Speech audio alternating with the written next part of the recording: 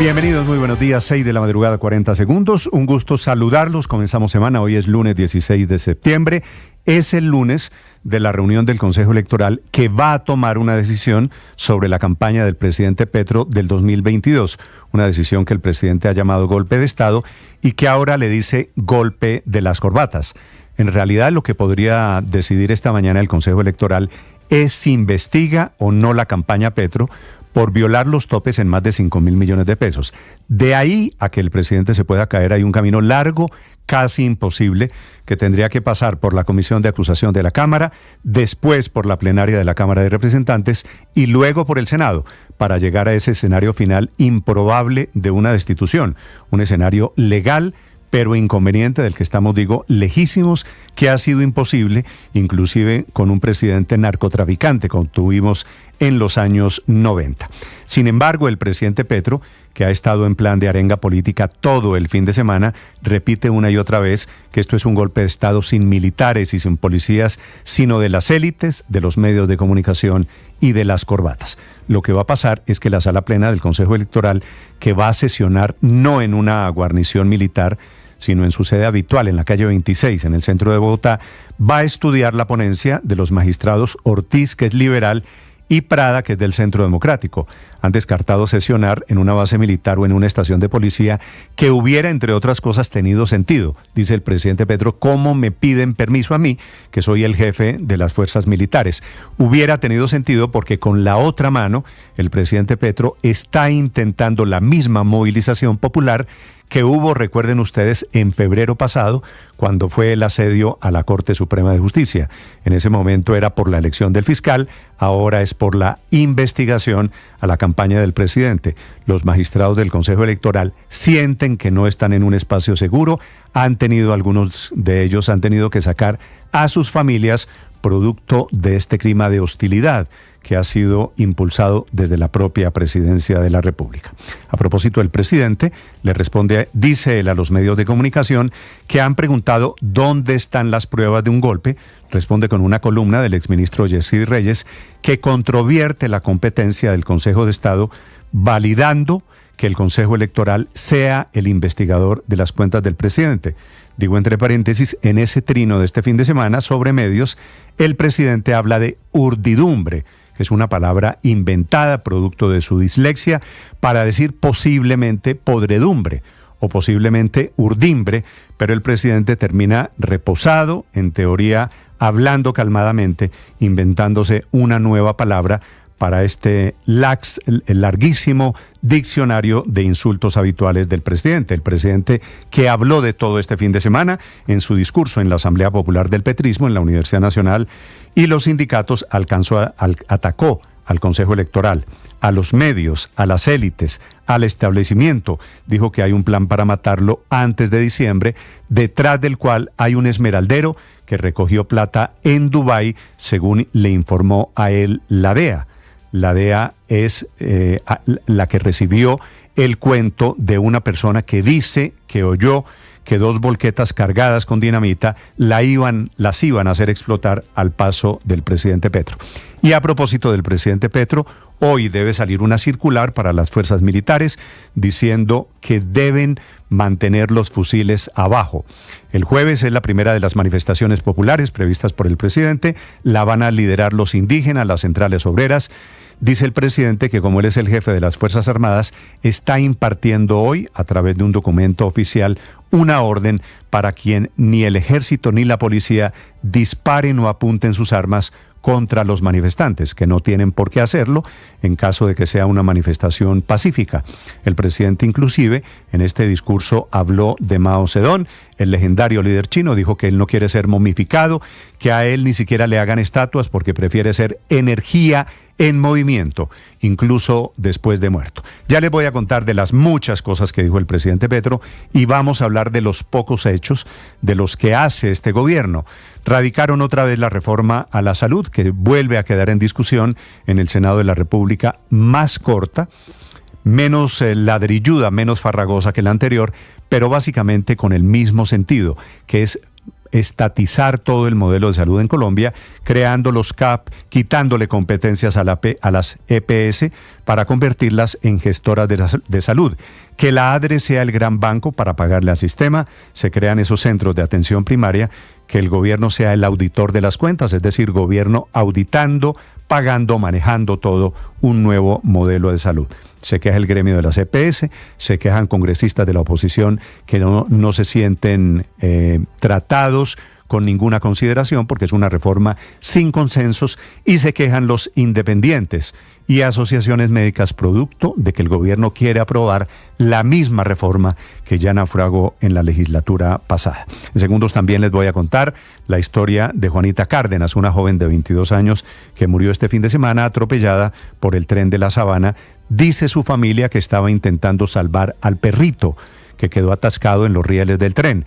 Dice el cuerpo de bomberos que ella iba con audífonos trotando y no escuchó las sirenas, las alertas, y que por eso fue arrollada por el tren. Esta mañana hay novedades sobre el atentado al expresidente Donald Trump. Lo iban a matar ayer mientras jugaba golf en su campo en la Florida, y les contaré de la emergencia por temas de naturaleza, por temas de tormenta que hay hoy en el centro de Europa. Es un gusto saludarlos, son las 6 de la mañana, 7 minutos. Hoy es 16 de septiembre, es el día de la capa de ozono, declarado así por Naciones Unidas. Y vamos a hablar, por supuesto, del agridulce sabor que quedó ayer después de la eliminación de la sub-20 de mujeres, de las jóvenes que representaron bien a Colombia, jugaron un gran partido, empataron al final en tiempo regular con la selección de Holanda, pero falló la puntería, ninguno de los 3 penaltis entró, perdimos por penaltis, así que será una semifinal y una final del Mundial Femenino aquí en Colombia, sin Colombia. Lo más importante, enseguida, en el resumen que preparamos en Voces y Sonido, en Mañanas Blue.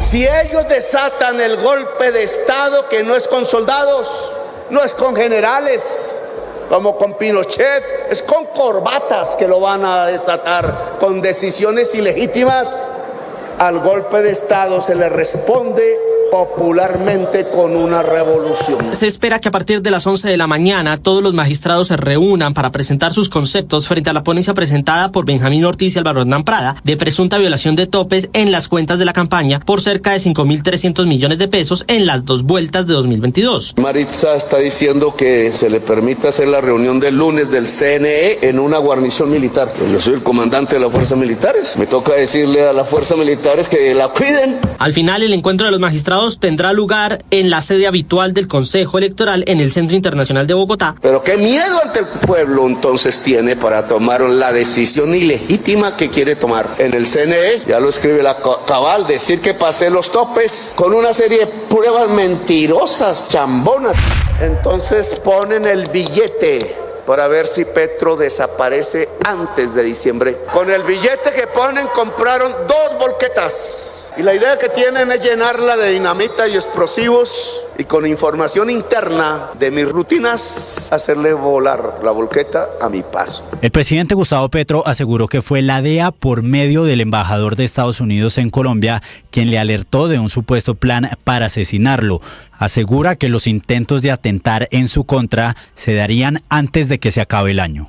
Y compraron los fusiles en los barrios donde se movía antes el M-19. Y uno de ellos le contó a un abogado gringo que le contó a la DEA toda la historia, y quien ponía además otra plática desde Dubái, dueño de las Esmeraldas en Colombia.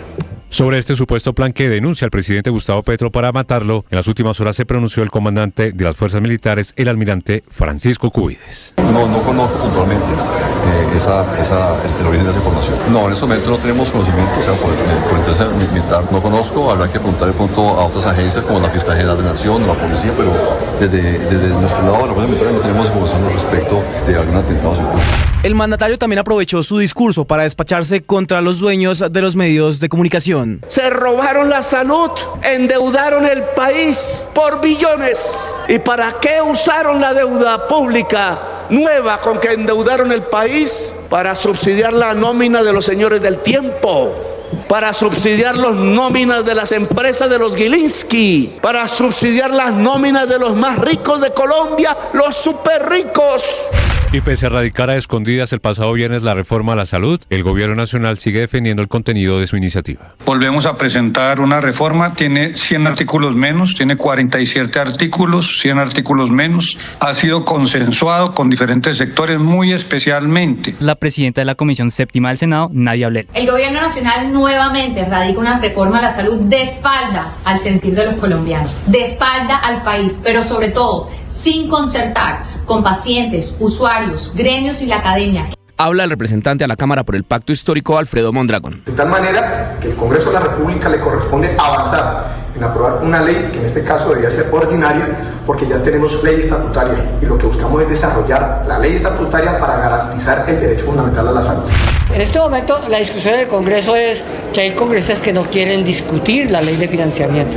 Entonces, como no la quieren discutir, proponían un umbral de 511.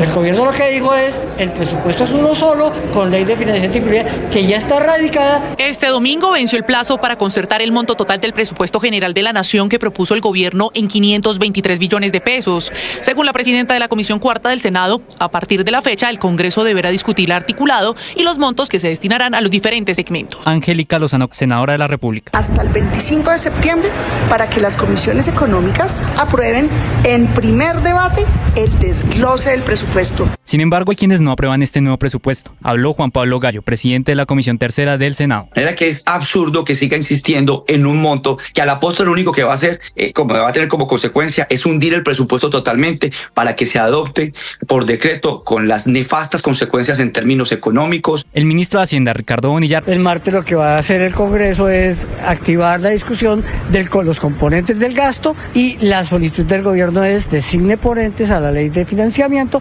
porque hasta ahora no la han designado y ese proyecto está radicado.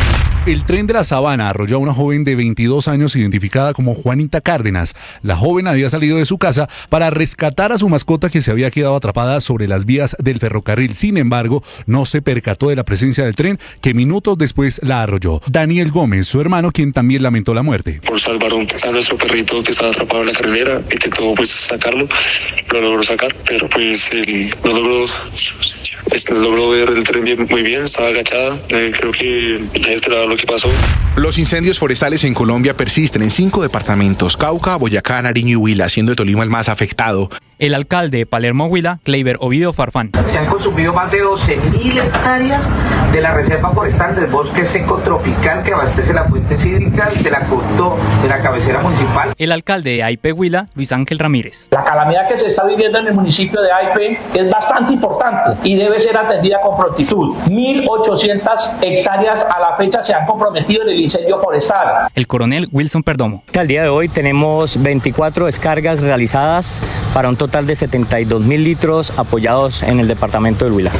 El expresidente Donald Trump se encontraba jugando golf en su club Mar-a-Lago y entre unos 270 a 450 metros de distancia se encontraba Ryan Wesley Ruth, de 58 años. Fue un agente del servicio secreto el que pudo ver el arma del individuo entre los arbustos. Entonces abrió fuego. Según el FBI, esto fue un aparente intento de asesinato contra el expresidente Donald Trump. Sheriff Rick Bradshaw. Fortunately, we were able to locate a witness that came to us and said, "Hey, I saw the guy running out of the bushes. He jumped into a black Nissan and I took a picture of the vehicle." 8 personas muertas es el saldo provisional que deja la tormenta Boris en el centro de Europa. Polonia declara estado de desastre natural. En Austria, Rumanía y República Checa, que son los otros países más afectados, los ríos y represas están desbordadas en lo que podría ser el peor evento de lluvias en 500 años, según los expertos. En una reunión con la plenaria de los diputados y senadores del Partido Socialista, el presidente del gobierno español, Pedro Sánchez, ha vuelto a pedir al gobierno de Venezuela que entregue las actas electorales de las elecciones celebradas el pasado mes de julio. La defensa de la democracia en todos los lugares del mundo, también en Venezuela, exigiendo al gobierno que publique las actas electorales y que permita una verificación imparcial e independiente de los resultados de estas últimas elecciones. Y 6 extranjeros se unen al grupo aún no precisado de detenidos en las últimas semanas que formarían o conformarían este nuevo plan para atentar contra Nicolás Maduro y otros altos funcionarios del gobierno, todo a raíz o todo planificado luego del 28 de julio, día de la cuestionada elección presidencial. Estos extranjeros serían un ciudadano checo, 3 estadounidenses y 2 españoles. La selección femenina sub-20 Sub-20 se despidió de la Copa Mundial que se disputa en nuestro país luego de caer por penales frente a Países Bajos en los cuartos de final. La tricolor, que no había recibido goles en el torneo, ayer estuvo arriba en el marcador en 2 ocasiones y en ambas le empataron. En los penales no metió ni uno y perdió 3-0. El campeonato finaliza el próximo domingo. Cintia Cabezas, jugadora de la Selección Colombia Sub-20. Hay que seguir el camino, hay que continuar. Es todo un obstáculo que nos pone la vida. Estás escuchando Blue Radio.